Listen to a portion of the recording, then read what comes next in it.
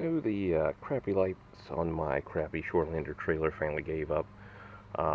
The internals of the sockets all went to pieces. I'm in salt water all the time, so did not last 2 years really. Um, so I did a lot of searching. I wanted LED, I wanted waterproof, and I finally settled on the TowSmart Pro Class LED trailer lights. This came from Home Depot, $55. Um, so I've already got them out of the packaging. It comes with trailer wire. I wouldn't use this on my trailer, so I'm not going to be reviewing that. It's pretty thin. It's definitely not marine grade. Of course, neither are the wires coming out of this. But you can kind of see, maybe up in there, these wires are pretty well sealed in some sort of LED module. I'm going to tear this thing apart, take a look inside of it. Right off the bat, I've already done this, the ground wire. That is not what came on here. What came on here is this, not saltwater ready at all.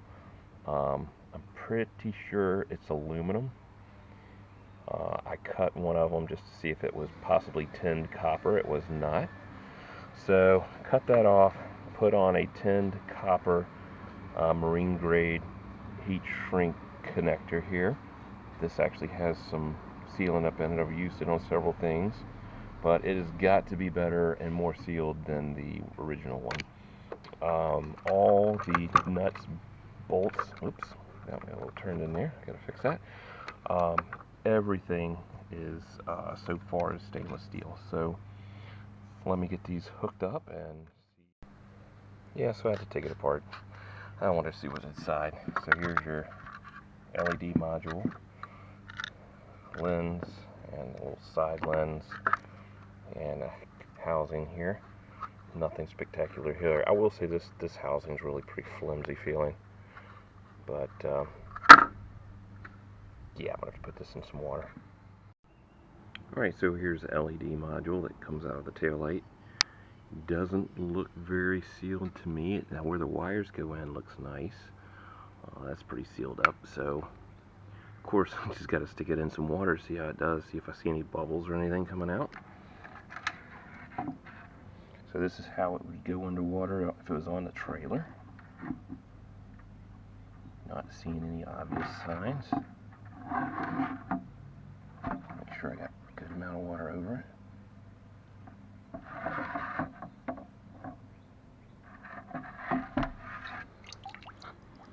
Well, I don't see any signs of water getting in it. Of course, this is a short test, but if I would have seen bubbles coming out, I'd have definitely known water was getting in there. Yeah.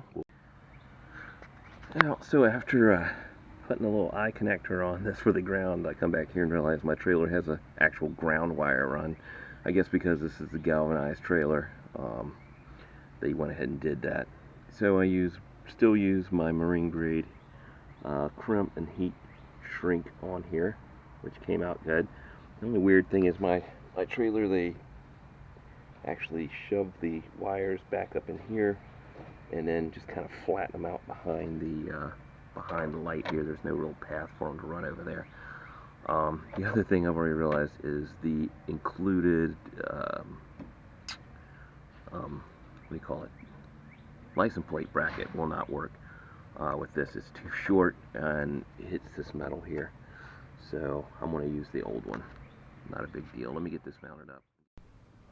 So in looking at the back of these lights, I realized there's a way to snap in to take them out either to this side or to the bottom. This is actually the bottom right here, so it won't actually crush the wires behind the Alright, we're all complete. Everything's working. These are pretty bright. No big problems with them. So I will post below if I have a failure due to the lights themselves. This is the one that came out. It says from Peter Manufacturing. Now this was supposed to be the saltwater trailer, and they did not use stainless steel on the bolts. and they smashed the wire here, and the brown wire on both of these, which apparently goes to the little side marker, and I'm assuming the light here too, but had water intrusion in both of them. The ground wire and the green wire did not.